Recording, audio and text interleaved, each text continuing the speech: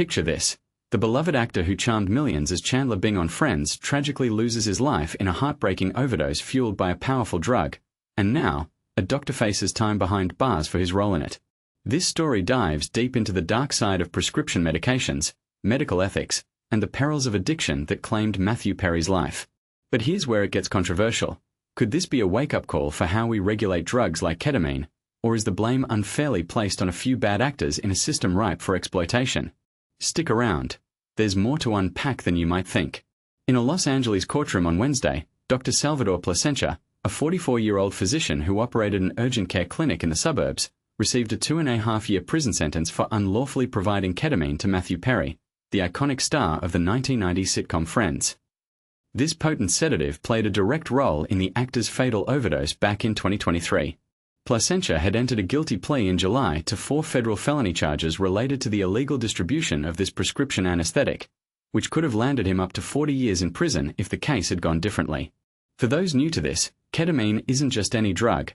It's a short-acting anesthetic with hallucinogenic effects, originally designed for medical use like veterinary procedures or emergency pain relief.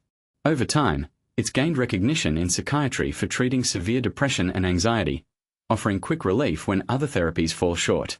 However, its euphoric high has made it a popular, albeit dangerous, choice on the illicit party scene, where it's abused recreationally. This dual nature is the part most people miss. A legitimate tool for mental health battles can easily spiral into a deadly habit, as it did for Perry. Perry, aged 54, was discovered by his live-in assistant on October 28, 2023, floating face down and unresponsive in the jacuzzi at his Los Angeles home. An official autopsy revealed that his death stemmed from the acute effects of ketamine, compounded by factors that led him to lose consciousness and drown. This wasn't an isolated incident.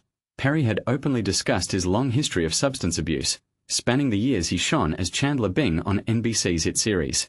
Authorities paint a troubling picture. Perry had been undergoing ketamine infusions at a legitimate clinic to manage his depression and anxiety, but when addiction took hold and the clinic declined to up his doses, he sought out shady alternatives. These unscrupulous providers saw an opportunity to profit from his dependency, turning a potential lifeline into a lethal trap. It's a stark reminder of how addiction can drive people to desperate measures, often with tragic consequences. Plasencia, based in Calabasas, entered the scene through a mutual acquaintance, a patient who knew the doctor. He obtained the ketamine from another physician, co-defendant Mark Chavez from San Diego. Court documents uncovered a revealing text from Plasencia to Chavez about Perry. "I wonder how much this moron will pay." This exchange hints at a greedy motive, exploiting a vulnerable celebrity for financial gain. And this is where the controversy heats up. Should doctors be held to a higher standard? Or is this just the tip of the iceberg in a healthcare system where profit sometimes trumps patient care? Tragically, within weeks, Perry succumbed to an overdose from ketamine supplied by yet another co-defendant, a dealer notorious as the Ketamine Queen, and administered by his personal assistant, Kenneth Iwamasa. U.S. District Judge Sherilyn Peace Garnett didn't mince words during sentencing, telling Plasencia, "You and others helped Mr. Perry stay on the road to such an ending while continuing to feed his addiction."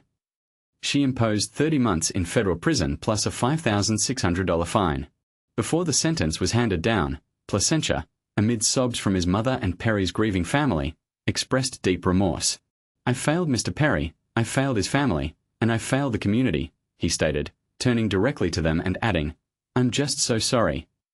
Perry's mother, Suzanne Morrison, delivered a poignant victim impact statement, reminding the court of the Hippocratic oath doctors swear. Looking at Plasencia, she said, "There is an oath that doctors take, and I think it really got forgotten." She emphasized, "I want you to see this as the mother," and declared, "This was a bad thing to do." Her words carry weight, underscoring the betrayal of trust when medical professionals prioritize personal gain over healing. Plasencia has since surrendered his medical license in September, a further consequence of his actions. Meanwhile, for other individuals connected to the case, Chavez, 55, Iwamasa, 60, Jasveen Sanger, 42, the Ketamine Queen, and intermediary Eric Fleming, 56, have also pleaded guilty and await sentencing in the coming weeks. This case isn't just about one man's downfall. It shines a light on broader issues in medicine and society. For instance, consider how figures like Elon Musk have openly discussed using ketamine for therapeutic benefits. Does that normalize it, or does it mask the risks? What do you think? Is the legal system doing enough to curb such abuses, or should we rethink how we handle powerful substances like ketamine? Do you agree that doctors should face harsher penalties for exploiting patients, or is this an overreach? Share your thoughts in the comments. Let's discuss the fine line between treatment and tragedy.